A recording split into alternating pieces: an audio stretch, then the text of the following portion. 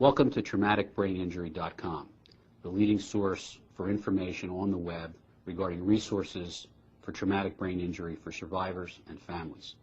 My name is Stuart Cohen. Today's guest is Joanne Finnegan.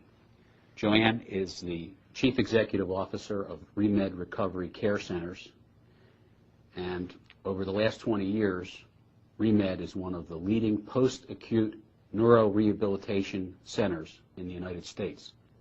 Joanne Finnegan is a certified therapeutic recreational specialist by training and education. She is also the chairperson of the Board of Trustees of CARF, that's C-A-R-F, which is the Commission on the Accreditation of Rehab Facilities.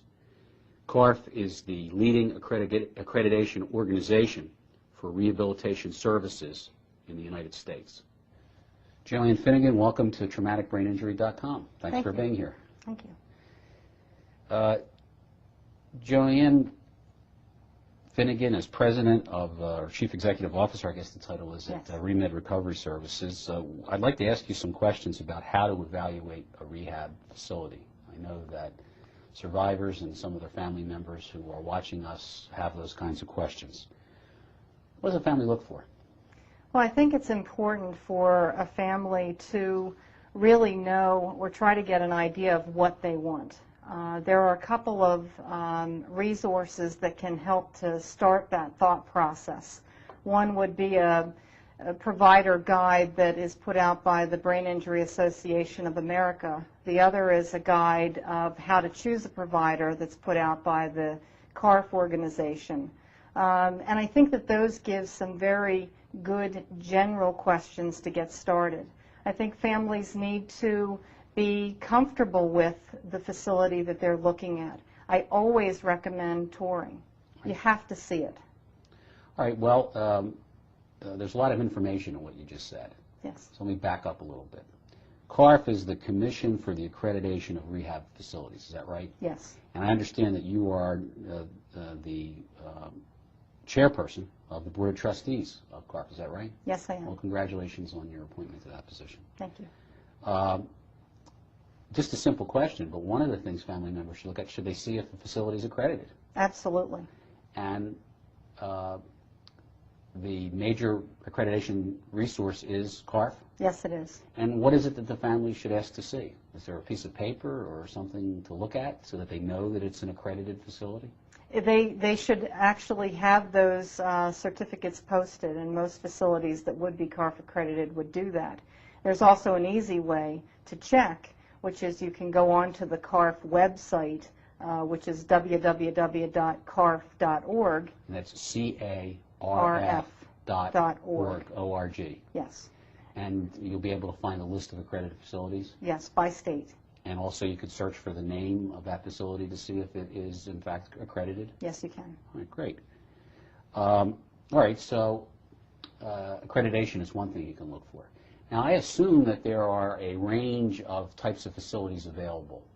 We've learned in other sections here on traumaticbraininjury.com that there are all sorts of traumatic brain injuries, from very severe to moderate to mild brain injury, all of which require care. I imagine there's a range of rehabilitation facilities available as well. Is that true? Yes, it is. Why don't you tell us about the range? Sure. Now, assuming that we're talking about someone who has come through a kind of the hospital gamut, so from trauma center potentially to acute hospital to then rehabilitation hospital, most people would then ultimately go to outpatient therapy from there. Once that's finished, they would then potentially go to what's called post-acute rehabilitation. So those are services that are focused more on home and community-based kinds of resources that would allow the person to learn how to live again back out in the community, return to work. So there's really hundreds of different variations of this. Right. Now, let's just go a little slower through that transition. First, there's the trauma center, you said? Correct. And obviously that's an inpatient facility. Yes. Then you have a hospital setting, which is not for an acute injury, not where intensive care is required. Is that right? Typically, yes. And that could be the same hospital depending on the community. Right. And then after that, you talked about a rehabilitation hospital. Yes. Now, some of the people that are listening to us have had family members who were very recently diagnosed with traumatic brain injury. In fact, the family member may very well still be in the hospital. So why don't you tell us a little bit about rehab hospitals, what kind of treatment families can expect their family member, the survivor, to receive at that type of facility? Well, there you're really focused on, different from the acute hospital where they may still be managing the medical issues and needs. Once the person gets to the rehabilitation hospital, it's really focused on that rehab side. So you're going to see a therapy team, typically an interdisciplinary team of physical therapist, occupational therapist, speech and language pathologist, recreational therapist, psychology, social work and discharge planning, and that's just a short list of who may all be involved with a case, and really focused on the brain injury needs and how to return that person to life in the community. Okay. Now, I want to focus on just one particular member of the team that you were talking about. You said something about a discharge planner. Yes. We all know what doctors are and nurses are and therapists, but this is something that I think some of us haven't heard of before. What's a discharge planner? It's really a person that's on the team that looks for what that next step will be. You know, as we all know, lengths of stay in hospitals are pretty short today. Even for someone that's had a brain injury, you're not going to get the number of days or weeks or months that you used to get. So the discharge planner really looks at resources and options for that person for the next step. All right. And this is something the family should seek out?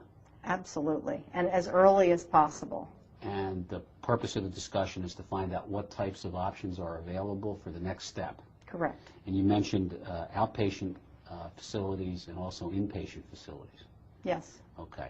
What type of, generally, what type of facilities are available after a rehab center if someone still needs services? And also, what type of patient description are we talking about? Sure. Well, I think, again, if it's someone that's had a mild brain injury, then they may stay connected to that rehabilitation hospital through what's called maybe an outpatient therapy department or potentially a day treatment kind of program. So they're coming to the facility for services as they need them. Correct. And the family has to be involved in bringing them, obviously, if transportation is an issue. All right. And are there also inpatient facilities? Yes. So if you take then that more moderate to severe kind of injury where the family is really not capable of taking that person home at that moment, then what you may look for is an inpatient rehabilitation facility in the community. Okay. And all these things have costs attached to them? Yes. We'll talk about the costs in another section here on traumaticbraininjury.com in a few minutes. By the way, just before we end up, I wanted to ask you one question. You've been at ReMed, what, nearly 20 years now, I guess? Yes. And you mentioned something about lengths of stays in the hospital. I'm just curious, 20 years ago, with let's say a moderate, so we'll take a case that's somewhere in the middle, with a moderate traumatic brain injury, how much care could a survivor expect to receive in let's say a standard situation with normal group health insurance available?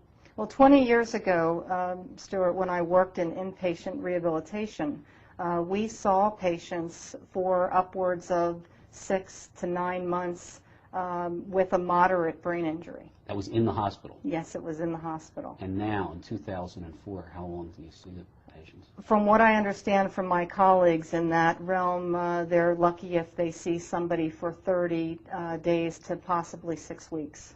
Does it make a difference in the long-term care and treatment of the patients? I believe it does. Thank you for joining us, Ms. Megan. Thank you.